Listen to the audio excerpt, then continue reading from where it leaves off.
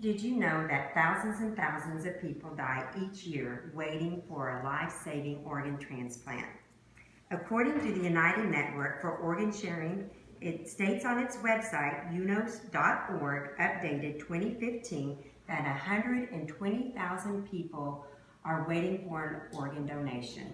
And as we sit here and you go throughout your workday or you're at school, there's 21 people that die because they didn't get the transplant they needed. And 10 people are added to that list every day. I'm a registered organ donor, and I challenge you to become a registered organ donor too and to save lives. I'll be talking to you today about the truth about organ donation and dispelling some myths, and then also educating you on the need for organ donation. I'm going to start with helping you understand some of the truths. Many people think that if they choose organ donation, that they would not be able to have an open casket at their funeral. This is not true. You have probably been to many funerals where your loved ones or the deceased person that you're honoring had an organ donation or went through organ donation and you didn't even know it. According to the Southwest Transplant Alliance website, organ.gov, updated 2016, it states that the surgical procedure that is used in organ donation is much like if you and I went through an open heart surgery. It involves the same incision, and then the surgery is completed much the same way with the same sort of suturing. And once the body's been prepped and clothed at the funeral home, no one could ever have told that the deceased may have saved 8 lives through organ donation. Another myth, many people think that if the healthcare team discovers that they are wanting to be an organ donor, that maybe they wouldn't receive the same quality of care. The opposite is actually quite true in this case. Once the care team has made the decision that a person could not survive the accident, then they will do their very best to give the quality of care and stabilize them so that their organs could be donated and that person's final wishes are fulfilled. According to the Donate Life Texas website, it reiterates this point, and it stated on donatelifetexas.org, June 2016, it's important to remember that emergency medical personnel, doctors, and hospital staff will always work to save lives first. So understanding some of the truths are the beginning, but now we're going to talk about the needs for organ donation.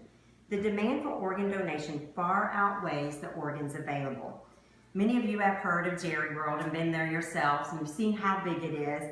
I don't know if you remember that in 2009, Jerry Jones, owner of the Cowboys, wanted to set an NFL record in attendance and 105,000 tickets were sold.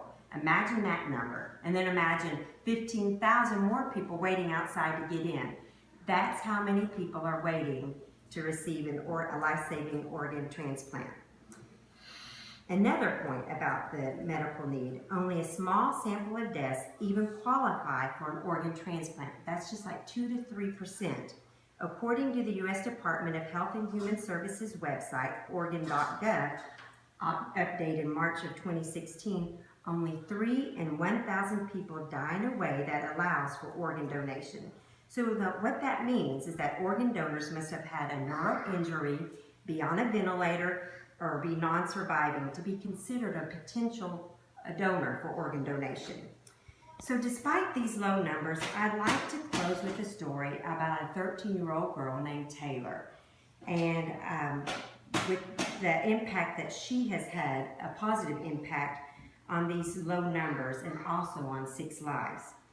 Taylor and her family were on a spring break vacation in Colorado, and she and her dad decided to make the most of this last day of skiing and went up the lifts for one more run, and tragically she went off the side and hit her head.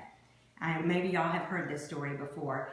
Anyway, she was care flighted to a hospital, and doctors did, the best that they could, and she had a traumatic brain injury and could not be saved. Medical team talked to her parents, and they decided that they knew that Taylor would want to be an organ donor.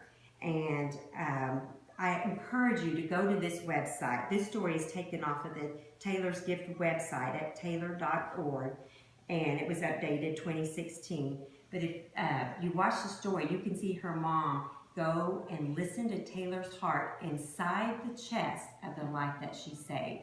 It's incredible. So in conclusion, organ donation is an end-of-life option that allows us to outlive ourselves.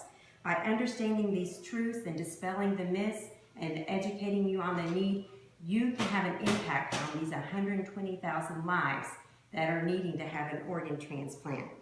If you ever thought about organ donation, or or if you never have, please take the time to discuss it with your loved ones. It is the greatest love gift that you could give. And so when your life is ended, you can keep on giving. Go ahead and outlive yourself.